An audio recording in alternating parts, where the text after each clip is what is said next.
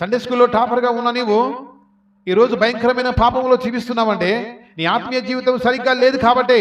నువ్వు దేవుని వాక్యం నేర్చుకున్నావు నీ హృదయంలోని కాదు, నువ్వు దేవుని పాటలు పాడుతున్నావు నీ హృదయంతో కాదు, నువ్వు దేవునితో మాట్లాడుతున్నావు నీ హృదయంతో కాదు, దేవుని స్తుతిస్తున్నావు నీ హృదయంతో కాదు.